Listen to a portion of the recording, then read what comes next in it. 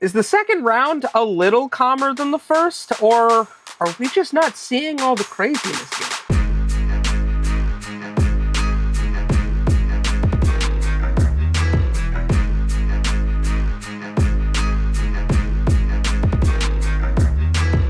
Hello, everyone. Welcome to another episode of the Pucked Up Podcast. Not just any episode. We are at episode 90, baby. How did that happen? I have no idea. Crazy. That's crazy. No idea. I'm Chris, hosting this week. I am joined with the lovely ladies, D and Danger. Maul is not able to join. Make sure you ridicule him heavily in the comments below. Please do. Please do. He will be back next week. I think he had a work party he had to go to, which we understand. Yeah. We get it. He's doing something fun at work. Right. No. What an asshole. What's right? that like? Like, how dare he? How dare he get rewarded for working hard? I know, right? What a monster. I can't even say I know that he works hard because he might be shit at his job. I don't know. I will say, as someone who's hung out with him during one of the days where he's at home working, that dude works so hard. Yeah, no. We love No, you, he Maul. does We work can't wait to see you back next week. Make sure you guys give Maul love in the comments. We are on second round of the playoffs, and we have some interesting stuff to talk about there, as well as some other big news topics. So let's start off with D. We got some PWHL stuff to talk about. We do. So they have announced their forward of the year, the finalists, I should say, for forward of the year. And none of these names will surprise literally anyone. They have Sarah Fillier of the New York Sirens, Hilary Knight of the Boston Fleet, and Marie-Philippe Poulin of the Montreal Victoire. Egad.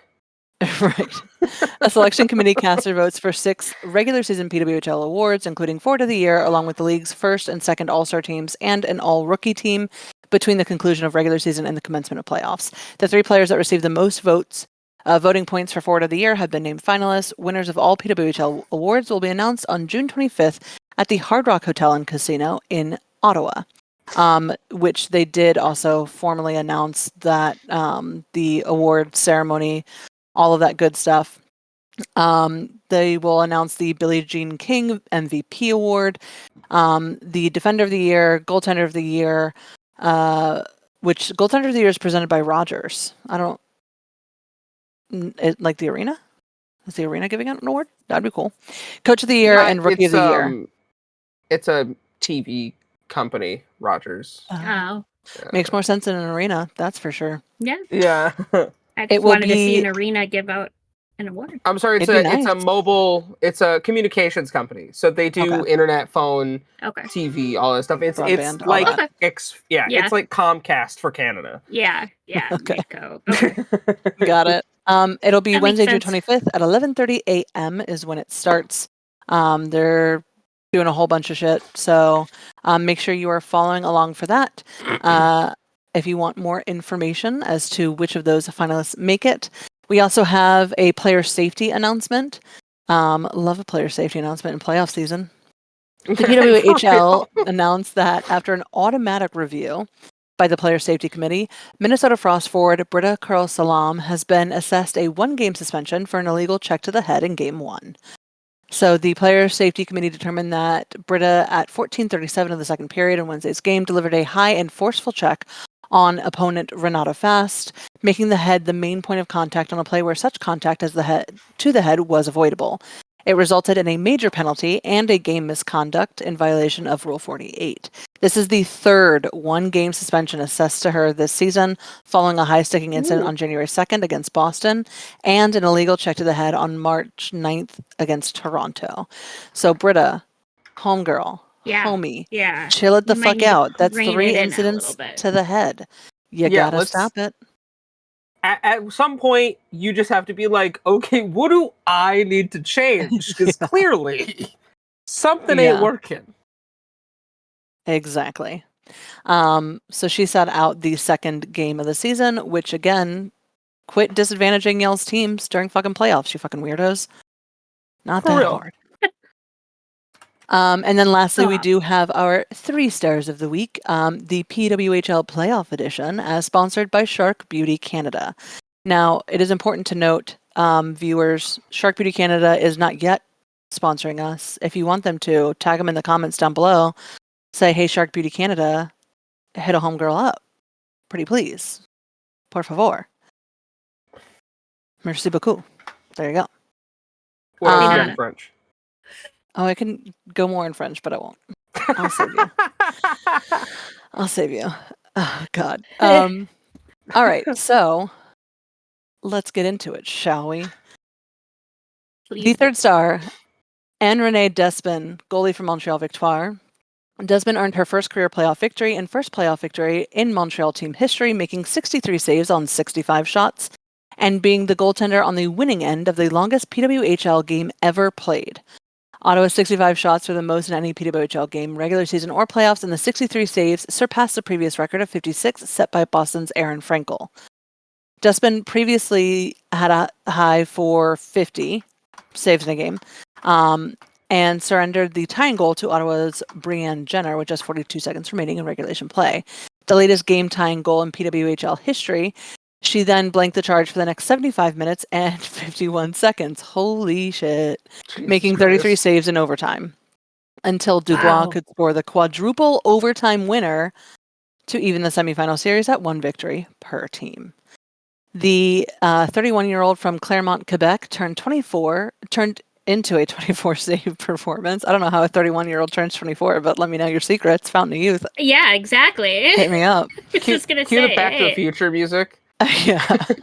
something. With 87 saves across 2 games played so far, Despin leads the PWHL goaltenders in that department, and her save percentage of .946 ranks just ahead of Phillips's .944. Our 2nd star, also a goalie. We love to see it. Gwyneth Phillips of the Ottawa Charge made 31 saves in the series opening 3-2 Ottawa victory at Montreal that gave the Charge a win in their first ever playoff game. Phillips added 53 saves before surrendering a goal to Catherine Dubois at 15:33 of the 4th overtime in Sunday's historic 3-2 Victoire triumph at Place Bell. Phillips' 53 saves, which included 31 beyond regulation, were the 3rd most all-time and highest total ever for a rookie goaltender in the PWHL. The longest game in PWHL history, at 135 minutes and 33 seconds, came exactly 1 year following the previous record, a triple overtime result, ending at 111:44. Between Boston and Montreal were those two. So Montreal, known for fucking multiple overtimes. Isn't that crazy? Yeah, Phillips' previous single game high for saves was 35, which she made in her debut against Minnesota, and contributed to a regular season where she led all rookie netminders with a .919 save percentage. In the opening game, Phillips became the first rookie PWHL goaltender to record a playoff victory. And lastly, that leads us to our 1st star, a defender, in Lee Stecklin from the Minnesota Frost. The 2 goals and an assist in the second period of the 5-3 Game 2 victory over the Toronto Scepters has Stecklin become the first player in NHL history to collect 3 points in a playoff period, while also becoming the first defender to collect 3 points in a playoff game. Stecklin's teammates Taylor Heisey and Michaela Cava first achieved the 3-point single-game milestone during last season's finals against Boston. In Game 1, Stecklin set up a score by Britta Kurl-Salem, who was fucking, as we heard, suspended, of the second period to start a Minnesota comeback bid that finished a goal short in Toronto's 3-2 triumph. She added a goal plus an assist in Sunday's game. Stecklin finished the week 3-3 in the first 3 games of the series, tops among the PWHL scorers. After scoring just 2 goals in her first 62 career regular season and playoff games, Stecklin enters Game 4 of the series on Wednesday night on a 5-game point streak that dates back to the regular season. She has matched her regular season total for goals while doubling her playoff points output from last season. And so with that, we have an update to the standings. Not really. Hillary Knight is in 3rd place with 70 points. Laura Stacey is in 2nd place with 80 points. And Marie-Philippe Poulin is maintaining that lead at 100 points for the season. And that is our 3 stars. Damn. Yeah. Shout out to actually I think second week in a row we're giving them a nice shout out. But Jocks and Joe podcast had Taylor Heisey on, and I think I had sent it to you guys. And she was talking about a couple big hits that happened in one of the games, and she was like, yeah, she's gonna sit here and try to square me up and aim at me for a hit, and I'm bigger than her, so she just smokes this woman. And then goes, what am I supposed to just sit back and do nothing? Yeah, I and was let like, it happen. there is a level of ferocity that the NHL hits that the PWHL is now finally hitting in the playoffs. Yeah. We love to see it. A solid hit. Shout out Taylor Heisey. That was a monster of a fucking shot too. Mhm. It's like big Yeah. ups. Yep, we love it. We have the finalists for the 2025 Willie O'Ree Community Hero Award. Yeah. Danger. Do you want to talk a little bit more about that? Yeah. So, for those of you that aren't familiar with it, because I definitely, like, I've heard of it, I just wasn't as familiar with it. It was first awarded in 2017-2018 season, and it's presented annually to an individual who, through the game of hockey, has positively impacted his or her community, culture, or society. The award honors former NHL forward Willie O'Ree, who on January 18th, 1958, became the first Black player to compete in the league. O'Ree had lost his sight in his right eye at a young age and then went on to play professional hockey for 21 years. He's somebody whose perseverance is unrivaled, and his impact on the game and the lives of young players is still felt today. He, for the last more than 2 decades, has served as the NHL's diversity ambassador, traveling across North America to schools and hockey programs to share his story and experience, as well as promote messages of inclusion, dedication, and confidence. He has used hockey as a platform to build character and teach life skills, and he used his influence to foster positive values through the sport. So today, I think it was, maybe yesterday, there were named 3 Canadian finalists and 3 US finalists. And you can vote for your pick on NHL.com/OREE award, which is OREE award.com, if you're interested. For the third year, there will be 2 awarded winners, one in the US and one in Canada. The award winners will each receive $25,000 in the prize in the form of a donation to be donated to a charity of their choice. And the 4 remaining finalists will each receive $5,000, again, in a form of a donation. Winners will be announced in June. So, that was a lot of words. That was a lot of words. You know what? It was a lot of words, though. Big ups to you for all those words. My face hurts. Now, even more words for you. So, first we have the 3 Canadian nominees, or finalists, I should say. Arjun Atwal, I hope I'm saying that correctly, is the founder of AZ1 Hockey, an elite hockey development program for athletes looking for mentorship, skills development, and year-round hockey camps. I don't know why I can't speak today. What else is new? Let's be honest. His organization is open to anyone who wants to embrace or enhance their hockey skills. AZ1 is how it's spelled, but it's pronounced as one. Supports predominantly South Asian community with coaches that speak English, Punjabi, Hindi, and Urdu. Hopefully I said that one right. Yeah. Helping players and their parents navigate the hockey ecosystem in their native language. Also on the NHL website, now if you are in the US, you only get the US finalists, and I'm sure in Canada it's the same, but they have little videos on each finalist too, if you want to go see each person's video. The next nominee is Brent Dodging Horse from Calgary. That's a great name. He's the founder of Sunina 7 Chiefs hockey program, an educational program to promote greater respect, understanding, and appreciation for fellow hockey players, regardless of race, ethnicity, or ability. The program has been taken by nearly 4,000 people since 2019. Their name means many people. I'm not going to say it because I'll say it incorrectly.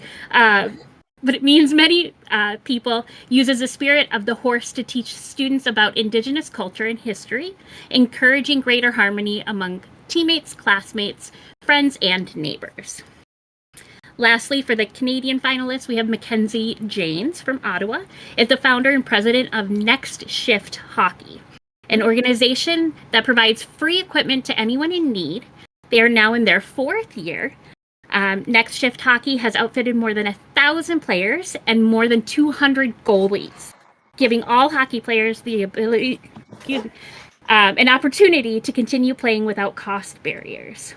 They also provide coaching support as well as health and fitness training programs, which is awesome. Now, for the U.S. finalists, we have Dr. Sarah Dunkel Jackson from Howell, Michigan. She is the founder of Hockey Challenge Camp, an on-ice program for children with unique learning abilities and medical needs. Dr. Dunkel Jackson is she recognized a need in her community for children with various needs to participate in sports alongside their peers. So she created this accessible and adaptive hockey program, allowing more kids to enjoy the benefit of playing hockey. Next is Toni Gillen from St. Paul, Minnesota, my home state, for those of you that have forgotten. But she is the director of Minnesota Diversified Hockey, which provides programming and equipment for people of all ages to play all types of hockey, including blind, deaf or hard of hearing hockey, special hockey, sled hockey, and warrior hockey, which is awesome. That is awesome. Lastly is Andrew Sobotka from Chicago, Illinois. He is the former president of the Chicago Gay Hockey Association, CGHA, a position he held for more than 15 years. As president, he helped the CGHA grow from a small organization into a safe and inclusive space for nearly 100 players to play year-round. The CGHA supports hockey players of all skills and abilities from ages 20 to 65. Wow. I just had an ant crawling on my monitor, which is nasty. NHL partners Hyundai Canada and Discover continue their commitment to supporting hockey at all levels of the game. Both return as presenting sponsors of the award, celebrating leaders who are bettering their communities, making the game more accessible. So, congratulations to all 6 finalists, and can't wait to see who. I mean, they're all more than deserving of their awards. So we will put the link for the site in the description so you guys can cast your votes. All 6 of these are amazing. I know obviously a couple of them touched my heart, including, as Dee and I are both lacrosse players and in the community, obviously Indigenous culture and all that means a lot to us. So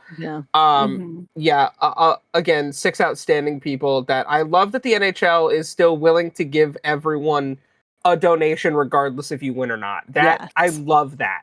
That is amazing. More, please. Give them more money. Correct. Yes. Absolutely. It wouldn't be an episode without some sort of controversy. We've got a couple. One of them obviously affects little old me a little closer to home. But the Anaheim Ducks have announced their new coach. It is Joel Quenneville. If you know that name, then you remember his time through up to the 2010s when coaching the Chicago Blackhawks to 3 Stanley Cups, and also being a part of the whole Kyle Beach scandal. I'll open it up to a question in a minute. But I personally would like to say this move is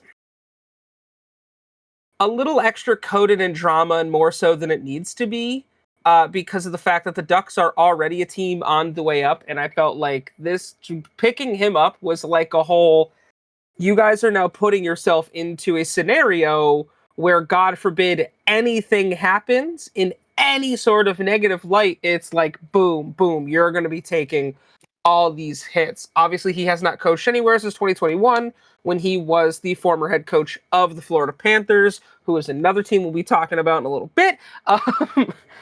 But I just... I am of the mindset of people deserve second chances, and I Absolutely. don't believe that Joel was involved in the Kyle Beach scenario. I like to believe that he is being honest and saying he had no idea any of this was happening. Right. And I Well, think that's we not talked about exactly this what he before, said. but Yeah. I feel like if he's doing the right things to try to atone for any sort of wrongdoing he had, and like they could put this in the past and move forward, I'm okay with it. I don't want this to affect the team that's already doing so well, or they're on the come up to doing very well. I just don't want this to stunt the team. Right. Obviously, he brings pedigree of winning championships. I respect that. I see that. I understand why that would look good for an up and coming team that needs to really get their bearings again. But I just don't know if this was the guy, personally. Yeah. But again, only time will tell. What are Right. your thoughts on this? Because I know we all kind of talked a little extensively when this came out. What do you guys think about this move? My biggest thing is, like, I agree with you. Everybody deserves a second chance. Hopefully he doesn't fuck this up. Is Oh what I can yeah, say. Because if something controversial happens again, like, it's gonna fall on his name. I think almost regardless of his involvement in it or knowledge of it. Mhm. But yeah, I mean, just hopefully it works out for Anaheim, because you guys certainly have been through the ringer. As of late, at least. Yeah. That's very true. Um, so yeah, I have complicated and complex thoughts here. I do think that people are deserving of second chances. I think that people can learn from mistakes and grow. Do I think that that automatically means that you get to have that second chance in the NHL? No, I don't. Right. I don't think that you are automatically allowed to just do that. And I think that he has, it's, clear from statements that he has done some work. However, my thing is the Ducks did release a statement, and in part it said, our findings are consistent with Joel's account that he was not fully aware of the severity of what transpired in 2010. And from various court documents, it is indicated that he knew that something had happened, but that he didn't ask any further questions to see how bad it was, because he was worried that it would disrupt the team to find out that they had a sexual predator amongst their midst in the middle of Right. a cup run. And so that for me is, I just think that at your advanced age, it's kind of ridiculous that you didn't ask any additional questions. And it just does bring into right. question whether or not there is really any learning or growing that needs to happen at this level. Because there were letters of support written for that fucking asshole, for him to go elsewhere and be employed elsewhere. Because rather than have a big scandal, it was decided by the powers that be that they wanted this to all go quietly. And I think that that is such a misstep. And my bigger issue with Anaheim here is, I know that they're looking to get a win. I think that, Chris, you were right in that the release of Greg Cronin was a little early. And I think we Right. had talked about that Yeah. previously.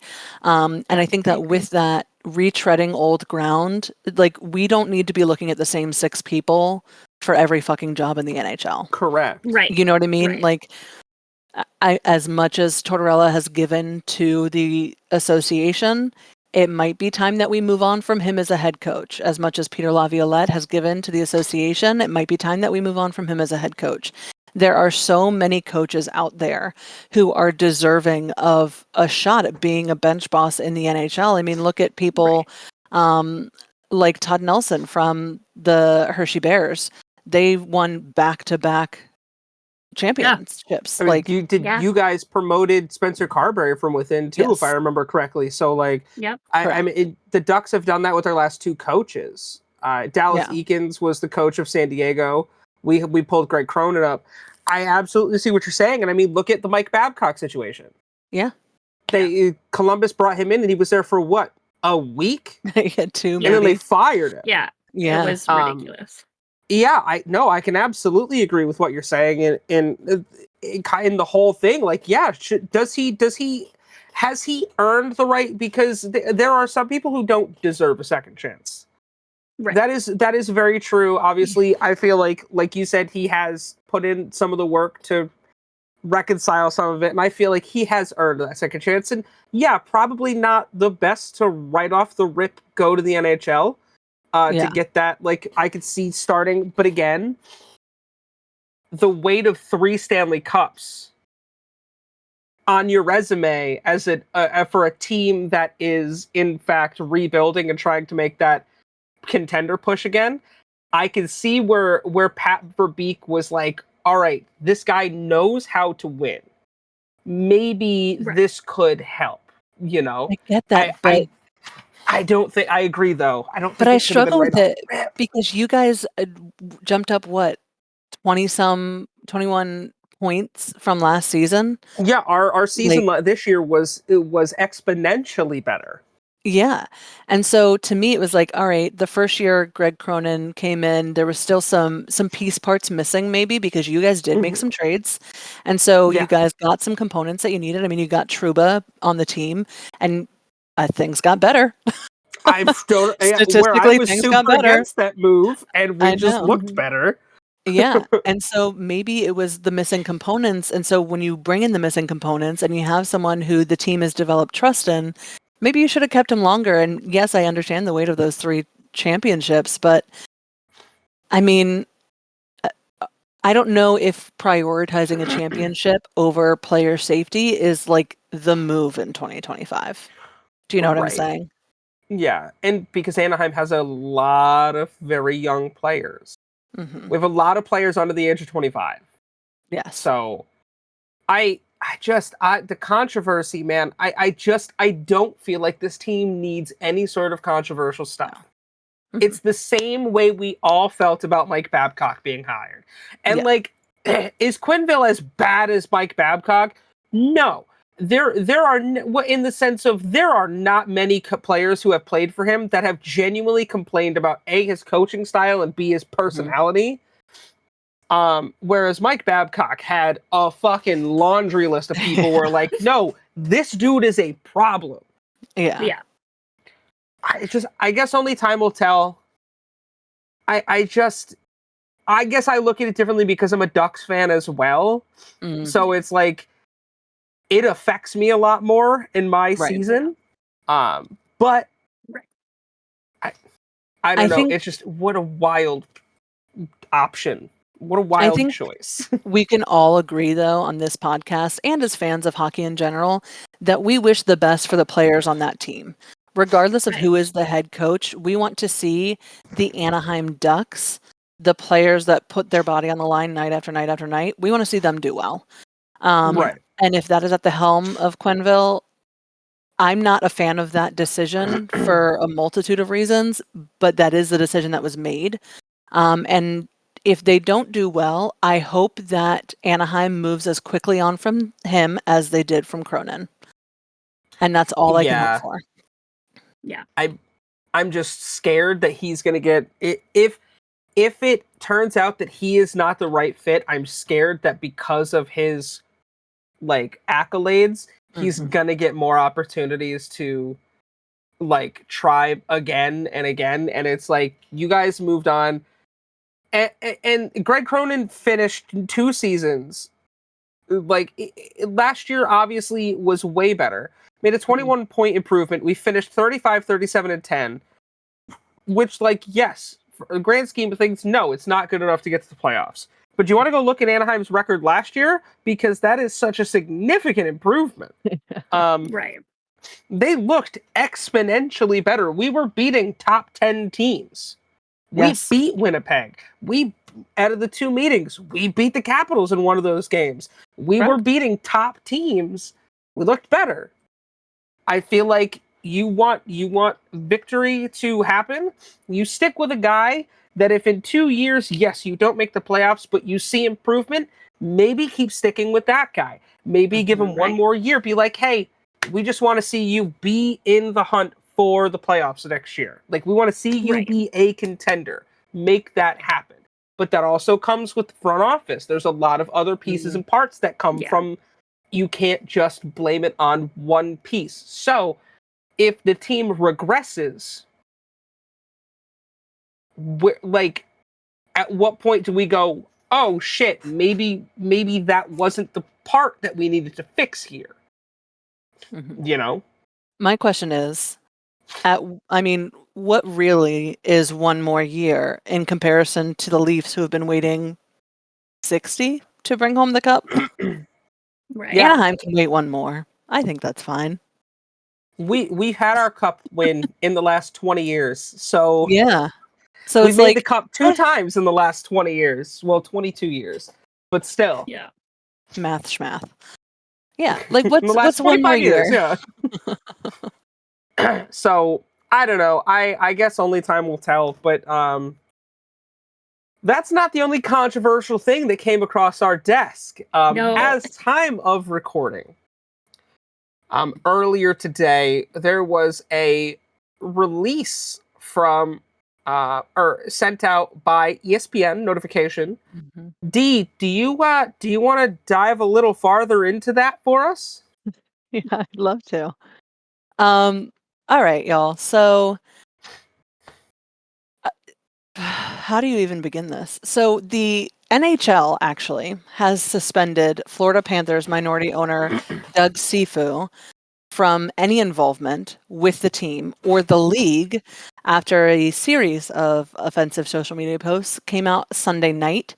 It was announced that Sifu will have an in-person meeting with NHL Commissioner Gary Bettman at a later date. So they haven't broadcast the date just yet. Anyone who follows the Department of Player Safety stuff knows that when it's an in-person meeting, you're looking at a lengthy suspension. You're in trouble. Yeah. Yeah. That's like the definition of being sent to the principal's office. Uh-huh. Uh-huh. Yeah.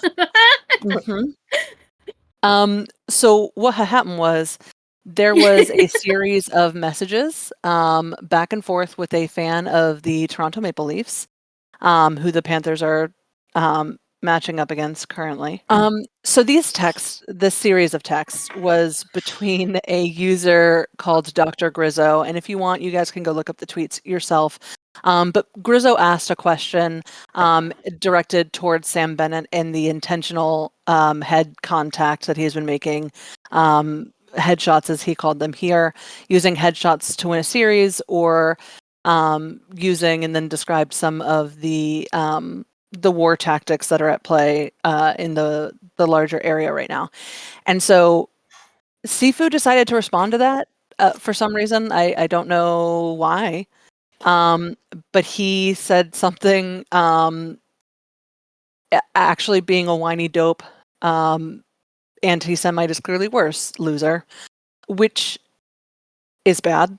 That's not a great thing to tweet out. Dr. Grizzo then responded, asking for some clarification about how he's the loser, to which Sifu wrote, sorry, I'm laughing because I'm uncomfortable. Eat shit.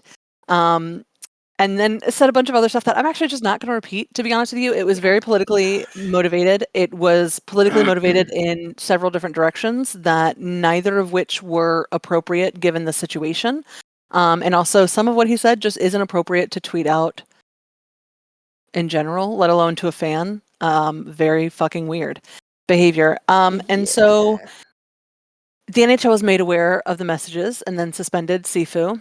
And he was immediately suspended from involvement with the club and the NHL. He did put out a statement that I will read in its entirety that said, 2 days ago, I posted regrettable and inflammatory comments on social media. My behavior does not reflect the standards of the Florida Panthers organization and the Viola family. I sincerely apologize to all those affected by my comments. I am committed to working with the NHL to amend my actions. Which, if I must say, is the most legally legal statement prepared by a legal lawyer I have ever read. It was in no way heartfelt. It was in no way action-based. It was a legally cover my butt message, just to be honest. So no more information is available at this time because again, this like literally dropped just before we started recording, like a few hours before. So we can't really tell you the outcome of that meeting or anything else. All I can say is I implore every person who has ownership in any company to watch your fucking mouth. Like, Yeah. I absolutely stick up for causes you believe in, but first of all, don't approach a fan or a consumer or what have you with hostility because that's going to get you in trouble.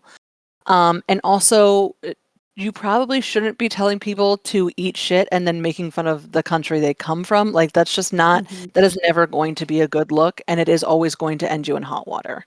So, like, be mindful of that shit because this was an entirely avoidable situation. Were it not for his outlandish fucking comments, he would still be a minority owner and able to participate with a club and make money and do all of that. I think it's regrettable what he said. Absolutely. I think regrettable is the right word. Yeah. Kind of my thoughts. Yeah, no, that's fair. I look at it this way. In the United States, you are absolutely allowed to have whatever political beliefs you would like. That's just a thing that we've always experienced. But there is a time and a place. And B, there is a certain level of professionalism, as you said, that you need to hold yourself when you're a public fucking figure. You own a professional sports team. You know who you don't see saying all of these outrageous, outlandish shit on the internet? Mark Cuban. Perfect example. Owner of the Dallas Mavericks in the NBA. A very successful businessman. Obviously, I feel like most people, if you don't know who he is from sports, you've seen him on Shark Tank or something else. You know why people respect Mark Cuban? Because he doesn't run his fucking mouth on the internet. Like, dude, you are a grown man and you know better. You knew what you were doing was wrong. But again, we live in a world where you can say whatever the fuck you want on the internet and you can and just act like there's no consequences. Guess what? Do you know what? If I were the Florida Panthers organization, I wouldn't wait for the NHL's rulings. I'd be like, now the entire board has decided you need to sell your minority stake. We need to get you the fuck out because that is not acceptable, regardless of your political beliefs. And I will say this right now, regardless of your political beliefs, you do not need that sort of publicity in the public eye, especially in a sport. That is such negative light to shine on your team, especially considering they're in the playoffs. They're in the hunt to go back to back in the Stanley Cup. Like, you gotta be fucking better than that, dude. You gotta be better than that. And it says he privated his X account before deactivating it. And it's like, No, it got suspended. You know you fucked up. One article said is that Twitter actually suspended it. And that's how you know you fucked up. Like, you're a public figure, bro. Like, what are you doing? You gotta use your fucking brain. Yeah, he has his own company in addition to his position within the team. And that is shit you cannot say when you are the head of a fucking company. Like, be better. Do you know what would happen if anyone made any of those comments through LTN Media? That person would be fucking gone yesterday. Yeah. Granted, yes, we're a small time YouTube community and small time internet entertainment community, but we hold ourselves to a certain degree of respect and professionalism that if any one of us even remotely said anything, they'd have been fucking gone and you would have forgotten that they were part of this channel. Like, that's just how we handle our shit here. Like, you gotta be better than that. There are just things you do not say. Regardless on the internet, you know? That's why I hate troll accounts so much too, though. Like, even if that's your whole reason for doing it, don't be better. Like, I don't know. Maybe I'm being the old person in the group saying that one, but no, that's fair. Because I just also don't understand the appeal of being a troll on the internet. But just to get a Um, rise out of people, and clearly yeah. that's what this person But- did. Right, Mm-hmm. right. But especially, like, this guy, I don't want to even give him the dignity of saying his name again, but, like, I know. with the position that you hold, you cannot, and there are a lot of really nasty fans of sports out there in the world. Don't go up against hockey fans. Like, No. that is a group of people. It's like going up against Swifties, right? Like, you don't Yeah, want the you're heat not that going to that's win going to here. bring you. No. Yeah. No. And, you know, you hold this public, very open position of a fucking NHL team. Mm-hmm. Yeah. What the fuck were you thinking? Like, Right. you said, how do I start this at the beginning? That's how I would have started. What the What the fuck were fuck? you Yeah. thinking? What were you Mhm. thinking? Like, Because if Agreed. you, I'm all for friendly banter between like if this were a more friendly exchange, yeah, okay, or even you like know I what? would They're be getting okay with into it a little heated bit. like fan banter, right? Yeah, but I'm okay Jesus with that. Christ. But Yeah. this is just so far, like, there are politics, there's hockey Mhm. politics. This is none of the above. No, There was and they're no all need different for this things. conversation to be brought in whatsoever. Correct. Correct. And yeah, sorry. No, you're I'm you're very angry absolutely about it. correct. You're very correct. And also, here's the thing. For all you Maple Leafs fans, I respect how much you care about Anthony Stolarz. But Mm. go Yeah. back and rewatch that. There was nothing malicious about what Sam Bennett did. I'm not a fan of either fucking team. There was nothing malicious. So, like, Yeah. A, let's stop the witch hunt on Sam Bennett, Yeah. because there's a player that we'll talk about in a moment That fucking did deserves something way worse and got away Yeah. with it. So, like, Yeah. let's tone the fucking shit down. And that whole thing, and I can agree with you, troll accounts they're obnoxious. They're A mess. obnoxious. Like, Yeah. our friends control us. That's fine. I'm fine with that. Yeah. And, like, I mean, there's just that line of being funny on the internet, getting a rise out of somebody, and then things that you just shouldn't say in the court of public opinion, because You shouldn't, like, it will bury you. Mhm. It will bury Yeah. you. I hope you enjoyed the positions you held while you held them. Yeah, because your life as someone involved in the hockey community, Yeah. it's probably over.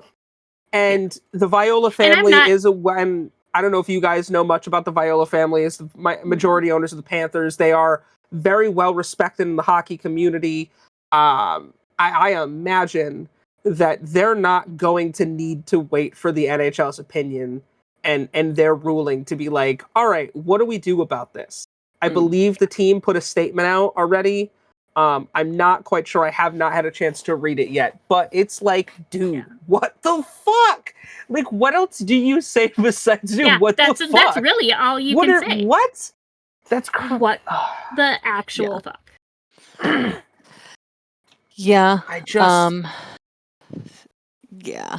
I would love to say that I am so confident that the NHL will kick him out permanently, that he will have nothing left to do in this league. However, Yeah, I wish I was that. I wish I could say yeah, that I too. don't actually have full confidence because I wouldn't they be have let surprised. people like Mike Babcock back into the league previously. Yeah. So I think that, and again, this is just cynicism on my part, and I will admit that. I think in part them being like he's going to meet with Gary Bettman at a later date is a way for them to see if this dies down, if the fuss dies down, and that way they can quietly be like he's going to take a seat for a year and then he can come back, kind of a thing. That's my fear based off of the messaging we've seen from them previously. Yeah. So that's just again cynicism, but what I've seen from some reputable hockey reporters, it has been behind closed doors. It's been said that Bettman's really, really angry. So Yeah. that's if you've managed to piss And he off fucking Bettman like should that, be. Yeah. Like, if I don't, obviously I don't want to throw anyone under the bus here for like their reports and stuff, but from what I've heard behind closed door, it sounds like Bettman's very unhappy. So I can see absolutely what you're saying. Yeah. Like, there's no question. It's that, is there a possibility? But I feel like this one is a little hard to just sweep under the rug. Like, this is a real bad situation that That's fair. could be arguably way worse if appropriate action isn't taken. Obviously, we will update you guys next episode once we hear more. But yeah, we were all expecting a quiet week, and then this hits our fucking desks, and we're like, oh shit, yeah, what? Pretty much. Yeah, I guess this moves us on to our question of the week this week. I would do my best Maul impression, but all that comes to mind is Falupa. So if you haven't seen the TikTok, you need to watch that one. It's funny as shit. Yeah. We've seen the NHL calm down on fines for behaviors this round. Do we think that it was effective in limiting that behavior? Danger, we'll start with you today. I think that they have been effective, and I think, I mean, not that we haven't seen suspensions in the playoffs, because obviously there have been a few, especially during round one. Entire fucking teams getting penalized. Anyway, entire teams, yeah. But I think that as we go into the later playoffs, I think that the players just realize they don't want to risk, and it's not worth the risk, A, of long-term injury, and B, of getting in trouble, because then you don't get to play in the playoffs. Like, I just think that that's got to be a driving force for the players as a whole, too. Because I know, like, there have been Wild players out there that have been like, yeah, we'll get more physical. Maybe. I love the Wild. Right. I don't love the Wild's play in playoffs. But like, there's a difference between playoff physicality and playoff being stupid and getting suspended, and then you're out for 3 or 4 games. Because that could be your team's chance of fucking winning. You know, I mean, it could be your fault, Max Domi. I'm looking at you. That your team doesn't go further in the playoffs.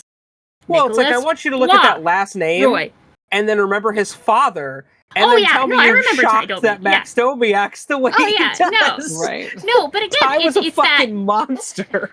He was, but that was also different hockey. Like, the sport was a little different then. And I just think why would you risk? It's such a stupid reason to not get to play in a playoff game.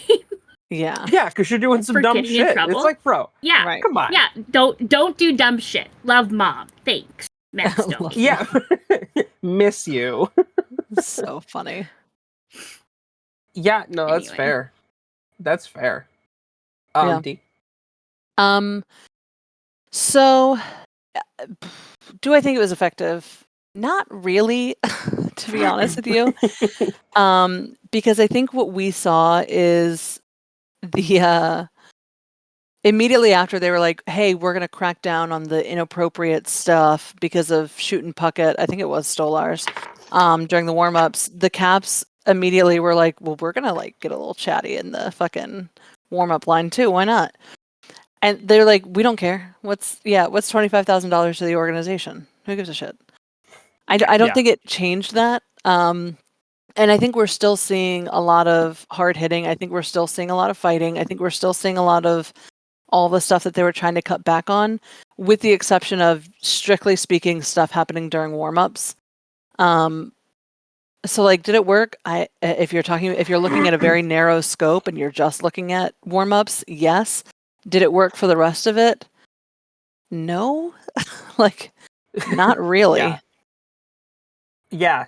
That's, I mean, fair. Because I feel like I can agree with you that I can agree on both. Because I feel like, yes, there's a part of it that a lot of players are, in fact, being like, all right, and maybe I don't want to get suspended, but also like there's a part of me that I'm like, well, these teams have a lot less rivalry stake in this round Yeah, that's fair. as opposed to like the first round. Like you had an interprovincial rivalry, you had an interstate rivalry. Those were arguably two of the craziest fucking ones. Right. The Caps and Habs was very aggressive. But I mean, I think we're seeing that now with the Vegas and Edmonton matchup. That's not only a conference rivalry, that's a divisional rivalry. I mean, look at Nicholas Watt. I don't know if you guys saw this, but in game 2, the most blatant and intentional cross check to the face of Trent Frederic. Like, Yep. there is Which we'll zero talk about, yeah. mistaking. There is zero mistaking that was fucking absolutely malicious. Like, you don't just look and then just that to someone's face. Like, what the fuck are you doing, Nicholas? Yeah. Because Mom and I watched that game. Last night, there was just like 7 or 8 fights. They were just going at each other. So I don't know if it was effective. More so, it just this round doesn't have as many rivalries. I don't know. Yeah, but I feel like that it has deterred a little bit. Like players who have been suspended or fined have been like, yeah, I don't know if I want to do that again. We don't get paid in the off season or like the postseason. Right. Yeah, so that's fair. like, That's fair. Maybe that I should money's chill coming the fuck straight out out. of your pocketbook, buddy. 100%. But I think it is a good like a thing for the NHL to do, to be like, hey, we're just gonna keep fucking fining you and suspending you. We're not gonna, do not pass go, do not collect $200. Just boom. Because I mean, yes, Wah did get fined, but he didn't even get suspended for that. No. Yeah. Which, I mean, I have a problem with, but again, we'll talk about that in a few. But it's like, do you think that is a deterrent for somebody else? Because like that cost, he got a 10-minute misconduct that ultimately cost them the game. Yeah, that's true. Yep. So moves like that is where I see probably not going to be your number one deterrent for stuff. But I imagine that yes, a little bit we're seeing guys probably chill out because you're gonna hurt your team more, especially like Danger said, like with players like Max Domi, important players to the team. You're going to do more damage than good in that scenario, and a championship is on the line. Right. Do you want to be the guy that helped your team hoist the cup, or do you want to be the guy that cost your team the cup? Right. Right. And it's a very fine line. Yeah. That's true. Yeah. I think we are all in agreement that stop doing stupid shit, though. Stop doing stupid shit. Stop doing but stupid I'm shit. all for physical hockey. Like, we've talked about that. For sure. I don't know how many times on this show. I'm all for physical hockey. But don't do stupid shit. Yeah. Yeah, there's got to be a line just not somewhere. that hard. Like, playoff hockey is the best version of hockey, and it gets very physical. And I think that's what makes that's the beauty of it. But again, there's got to be a line where it's like, this is just unnecessary violence that is now going to do more harm than good. Right. Because like imagine if he did get suspended. Guess what? Your team was without you for a critical game. Yep. And if Frederic, he would have gotten suspended if Frederic couldn't come back the next game. Yeah. Like if he was forced due to injury, 100%, I feel like Dops would have been like, no, you're sitting for one at least. Yeah. A minimum of one, but I still think he should have been suspended for it. Agreed. Oh, I agree. It was so blatant. Like the Sam Bennett thing, it didn't look intentional. It didn't. It looked like there was a loss of balance, and he just happened to move his elbow in a way that caught Stolarz. Unfortunately, it caught Stolarz in an awful way. Yeah. But I don't feel like we did a witch hunt on the guy. Stolarz get hit in the face with the puck, too? Didn't they say he would took the puck out of his mask and then he got an elbow? I to the head or something. believe, but it was the way that Bennett came in, trying to jostle for position and just threw an elbow with his stick, trying to like make room. And it caught solely in the head. So it was like, but yeah, which no, he should be back tonight. I saw today. Hopefully they really need some help right now. And because I wonder, and maybe one of you guys know, but was he just out because of concussion protocol? Yes. Okay, that's what I figured. Yeah. So that's it was just the error on the side of caution, not just in he case. was actually hurt. Yeah. Yeah. Which, hey, no, like be protective over your head. Respect to the Maple Leafs organization for being proactive is really what it is, because as someone who played the sport and like D, I'm sure you could back me up with playing sports in general. You want to be out there. You don't give a shit how you're feeling. You want to be out there. You want to be out there. You have to protect players from themselves. It's not the organizations. It's themselves. They're like, no, I'm good to go. Yeah. Bro, your pupils are 3 different sizes and you only have 2 eyes. Like, it doesn't make any sense. You're not playing, and you have to protect players from themselves. So, and that's really good tough on the to organization. do. Oh yeah, especially this time of the year. You've got the best shot you've ever had to win a cup in the last 60-something years. Yeah, and your starting goaltender can't go. Like, you could go, but like, do you want to risk that? Right. Yeah. God forbid he gets hit again. We have a Crosby situation again, where Crosby had 3 concussions in a week and a half, and missed a year and a half of hockey. And you don't want that. Stolarz is young. You don't want that. No. Yeah, it's not worth it. So, not congratulations, but like good job on Toronto. Being for that proactive about it, because we certainly have talked about it many times too, about back when they didn't take it seriously. So. No. Look how many players have had career-ending concussions that could have been avoided by returning too soon, and B, if there was less, or if there was more emphasis on concussion protocol and stuff back in the day, for sure. If you guys want to have your questions of the week heard, make sure you hit us in the comments or on social media. Hit us up on Discord. We love to hear from you guys. Danger.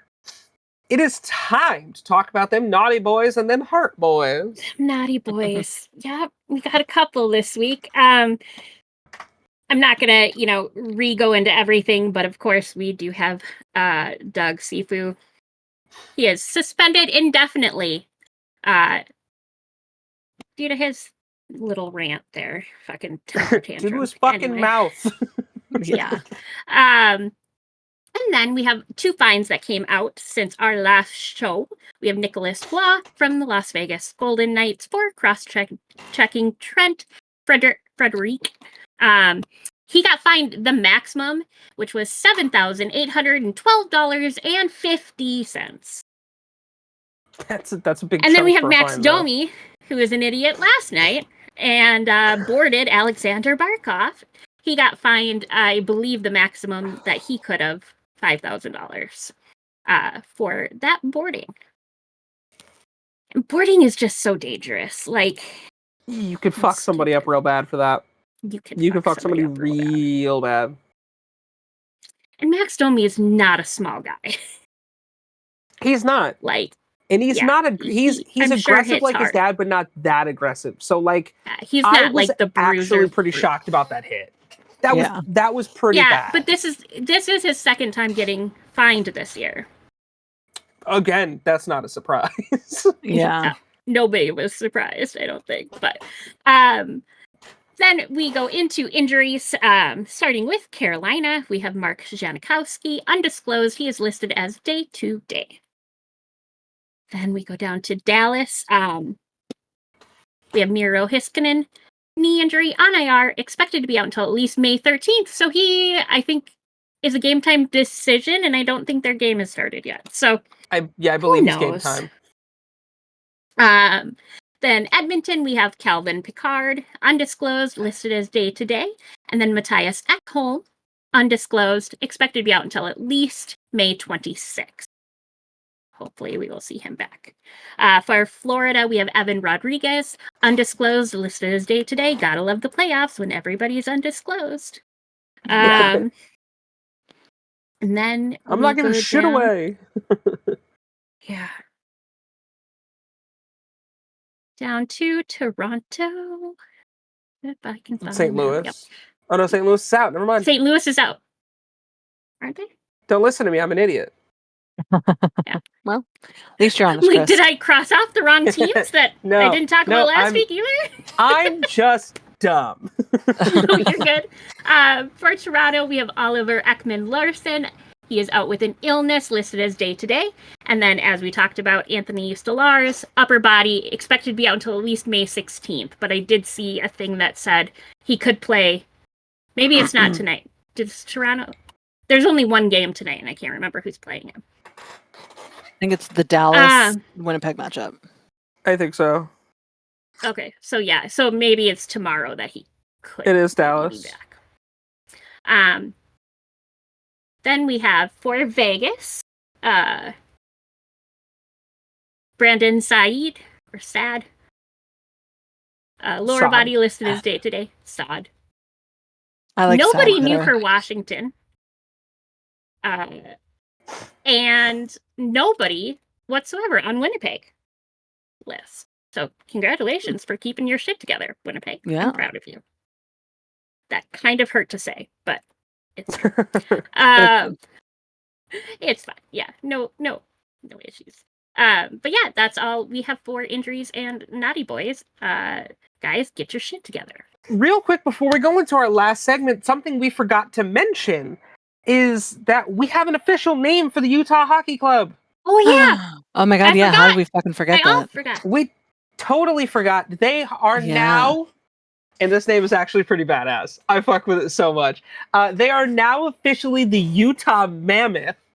Yeah, Um, I'm kinda here for it. their social media content for that introduction video to it, 10 out of 10 production value. So well Yeah. done. The logo's badass. I'll put it on screen for you guys right now so you can see it. Nothing on their uniform is changing except for their home jersey. It's gonna have the Mammoth logo, and then they're still gonna have the Utah across the away jersey, which I think looks pretty badass. Yeah. Agreed.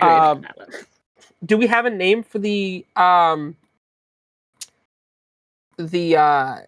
mascot? Not that I've seen Not yet. that I've seen yet. No, Have they announced that? No. not that I've seen. Someone did point out, and shout out to Maul for pointing this out to me.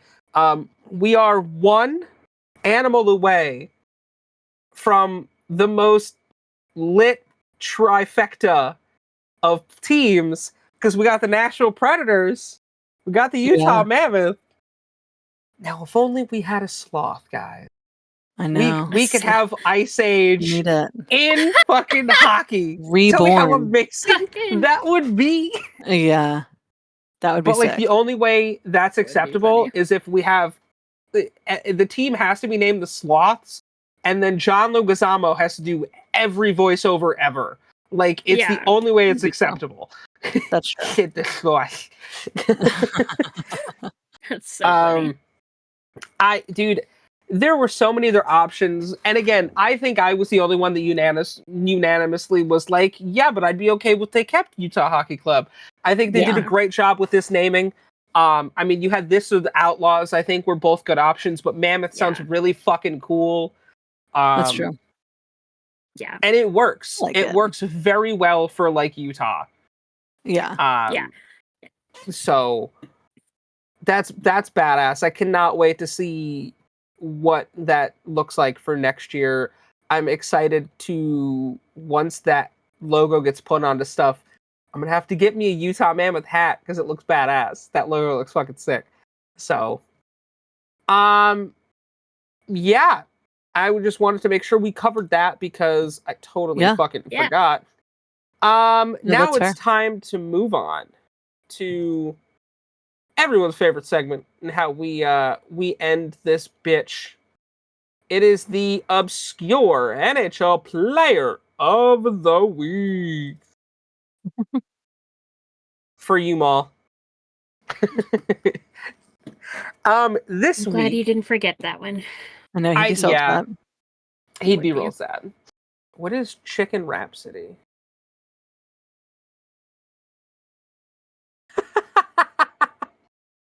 What the fuck? I don't know. It's just on there. That's brilliant. All right. Our player of the week this Yep. week is a man by the name of Jani Herm. Born in 1975 in Turku, Finland. This goaltender was drafted 58th overall in the 1997 draft by the Ottawa Senators. His career in the NHL didn't really last that long. He played for a couple teams. It would be the Senators, and he also played for the Florida Panthers. 76 total games in the NHL. He has a win-loss record of 29, 25, and is at 11 ties. Okay. Interesting. Did he play before they stopped tying, I guess? He played a total of 4,041 minutes in the show combined. He had 176 goals against, 6 shutouts, a goals against average of 2.61, and a save percentage of .906. He spent the majority of his career in Finland. Even after his last 28 games in the NHL, he played in the ECHL and AHL a little bit before going back to Finland. Not much has really been said after he had retired in 2011 in Finland. I guess he was just kind of doing his own thing. But he was traded in the 2002-2003 season. He was traded to the Atlanta Thrashers, but due to very serious illness, he did not play a single game in Atlanta, suffering from the crippling effects of hospital infections. He needed over 2 years to recuperate. That's crazy. That is insane, actually. No shit. That's Yeah. nuts. So, shout out to Jani Herm, our obscure NHL player of the week. Well, there you go. Hell We love yeah. to see it. We do, in fact. I think that's where we get to end it today. Thank you guys so much for watching. If you're new around here, make sure you like and subscribe. Hit that notification bell, let you know anytime we post anything new. Also, check out all of our links in the description below. We are just about everywhere, as we said last week, including possibly in your mom's DMs. Hide your moms, know. hot mommies, and me. Cover all the bases, Chris. All of them. Exactly. Yeah. Hide your Moms dads. everywhere. Like, dude, nobody's safe here. Hide your kids. Nobody's safe. Yep. No. Yeah. Hide your grandmas. Sometimes I've seen some foxy ass grandmas. Okay, Matt Ray. All right. And well, you My know, best friend is in my phone as Spicy Grammy. I love that. It's so great. that's so funny. Anything you guys want to add before we sign off? Fucking be careful on Twitter. I don't know. Yeah. Yeah. Don't do stupid shit. Yeah. If you know you probably shouldn't say it, that's called your conscience. Right. You should listen to that. You maybe needed to listen. And if you have enough feels like- money to buy a team, to be a minority owner of a team, then you have enough money to buy a conscience. Therapists are not that expensive. Yeah. Facts. It's gonna save. You're gonna spend less money on a therapist than you are an entire season in the NHL. Yeah. So, I look forward to the rest of the week. Obviously, what a crazy outcome so far that we have in the playoffs. Some teams that I didn't expect to be on the brink of elimination are on the brink of elimination. Nobody Yeah. touch me, okay? I feel like I'm so everyone's sorry. bracket is fucked right now. Yeah. Oh yeah. You know, we were all wrong, I think. Actually, know, I'm doing so okay in far- two. Wait. I'm half and half as the ones Okay. I'm doing all right in. Yeah, no, my entire bracket is on Your the bracket verge is of fucked. being just shot. Yeah, Mine, Chris, yeah. you said that the Caps were going to win. We're on the verge of elimination. You said Toronto was going to win, which you still may be right about. Yeah. You said Winnipeg was going to win. They're down They're one in the struggling. series. And you said that Vegas was going to win, and they are on And the brink they're of on the elimination. verge of So, yeah. you know, Crazy. It just shows that again, on any given night, you can't count anyone out in the playoffs. Everyone true. has a legit shot. So we will definitely let you guys know next week how our brackets look. But as we like to end, or as I like to always end, peace, love, puss suitor. And until we see you motherfuckers again in the face-off circle, keep enjoying playoff hockey.